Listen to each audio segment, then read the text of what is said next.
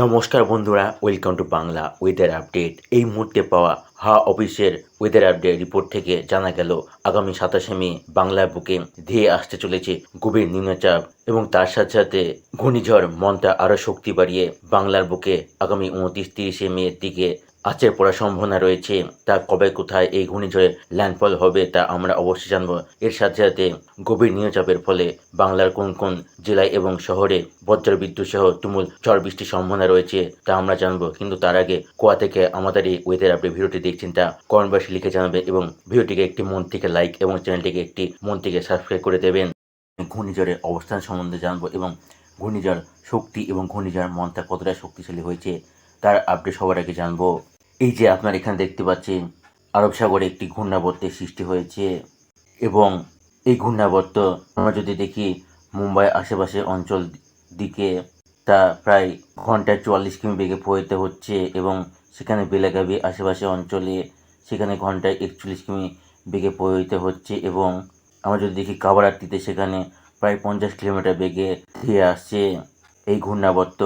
অর্থাৎ এটিকে এখন ঘূর্ণিঝড় বলা চলে না, কিন্তু গভীর নিম্নচাপে অলরেডি পরিণত হয়ে গেছে। যার কারণে আমরা যদি দেখি মুম্বাইয়ের আশেপাশে অঞ্চলে যেমন কোলাপুর, হুব্বালি, তাছাড়া ম্যাঙ্গালোর, নাসিক এই সমস্ত অঞ্চলে প্রচুর পরিমাণে বজ্রবিদ্যুৎ সহ ঝড় বৃষ্টি অলরেডি শুরু হয়ে গেছে। সেখানে সোলাপুরে ঘন্টায় 10 কিলোমিটার বেগে এবং কোলাপুরে সেখানে ঘন্টায় 10 কিলোমিটার বেগে ধেয়ে আসছে এই ঘূর্ণাবর্ত, যা এখন গভীর নিম্নচাপে পরিণত হয়ে গেছে।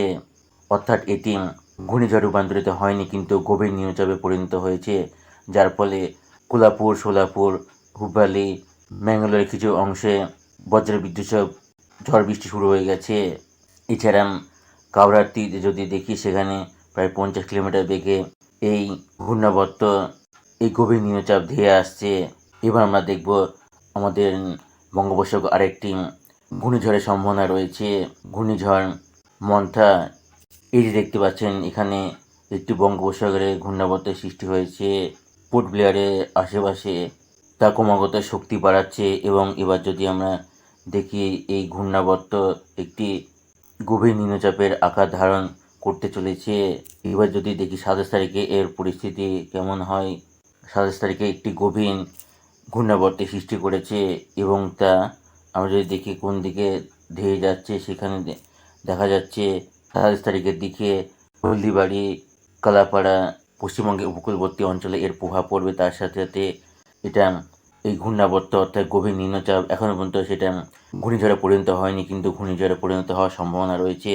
এই গভীর নিম্নচাপ সেটা বাংলাদেশের দিকে ব্যাপক প্রভাব পড়বে, তার সাথে সাথে আমাদের পশ্চিমবঙ্গের উপকূলবর্তী অঞ্চলগুলিতে ব্যাপক প্রভাব পড়তে চলেছে। এবার যদি দেখি 28 তারিখে এর অবস্থানটা কেমন হয়। এই দেখতে পাচ্ছেন 28 তারিখে এই ঘূর্ণাবর্ত এই গভীর নিম্নচাপ কালাপাড়া, চিত্রাঙ্গন এই সমস্ত অঞ্চলের দিকে বাংলাদেশের দিকে প্রবাহিত হচ্ছে।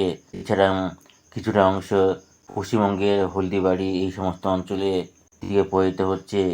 অর্থাৎ হলদিবাড়ি, গঙ্গাসাগর, হলদিয়া এবং কলকাতা আশেপাশে অঞ্চলে 27 তারিখ থেকে 29 তারিখ অবধি এই গভীর নিম্নচাপের ফলে বজ্রবিদ্যুৎ সহ ঝড় বৃষ্টির সম্ভাবনা রয়েছে। এছাড়া আগামী 30 তারিখ, 29-30 তারিখের পর থেকে জানা যাবে যে এই যে ঘূর্ণাবর্ত এই যে গভীর নিম্নচাপ সেটা কি ঘূর্ণিঝড়ে পরিণত হয় কিনা। এই যে দেখতে পাচ্ছেন 27 তারিখে একটি গভীর ঘূর্ণাবর্তের সৃষ্টি হয়ে গভীর নিম্নচাপের আকার ধারণ করেছে।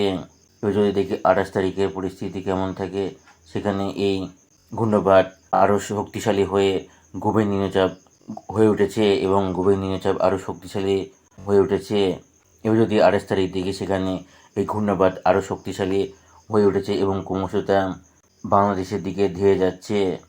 এবার যদি 29 তারিখের পরিস্থিতি একবার দেখি, সেখানে এই যে দেখতে পাচ্ছেন ক্রমাগত বাংলাদেশের দিকে, তাছাড়া আমাদের পশ্চিমবঙ্গের উপকূলবর্তী অঞ্চলের দিকে ধেয়ে যাবে। এই দেখুন হলদিবাড়ি এই সমস্ত অঞ্চলে এর প্রভাব দেখা যাবে এই গভীর নিম্নচাপে। তার সাথে যদি 30 তারিখের এর অবস্থানটা দেখি একবার, 30 তারিখে অবস্থানটা একবার দেখুন, সেখানে কালাপাড়া, হলদিবাড়ি, চিত্রাঙ্গন এই সমস্ত অঞ্চলের মধ্যে দিয়ে, বরিশাল, খুলনা এই সমস্ত অঞ্চলের মধ্যে দিয়ে বাংলাদেশে প্রবেশ করছে এছাড়া পশ্চিমবঙ্গে উপকূলবর্তী যে অঞ্চলগুলি আছে সেখানে হলদিয়া, গঙ্গাসাগর, হলদিবাড়ি এই সমস্ত অঞ্চলের হালকা থেকে মাঝারি প্রভাব পড়বে, অর্থাৎ এই সমস্ত অঞ্চলে বজ্র বিদ্যুৎ সহ ঝড় বৃষ্টি দেখা যাবে। এবার যদি দেখি এর যখন ল্যান্ডফল করছে তখন এর বাঁ দিকে এর গতিবেগটা কত হচ্ছে, সেখানে দেখা যাচ্ছে 50 কিলোমিটার বেগে প্রায় ধেয়ে আসছে। এবং সেদিকে যদি দেখি আমাদের পশ্চিমবঙ্গের দিকে, সেখানে প্রায় 50 কিলোমিটার বেগে ধেয়ে আসছে। অর্থাৎ এটিকে এখন গভীর নিম্নচাপ বলা চলে, কিন্তু ঘূর্ণিঝড় বলা চলে না। তবে ঘূর্ণিঝড় পরিণত হলেও হতে পারে, সেটা জানা যাবে 29-30 তারিখের পর। সেটা জানা যাবে 30 তারিখের পর।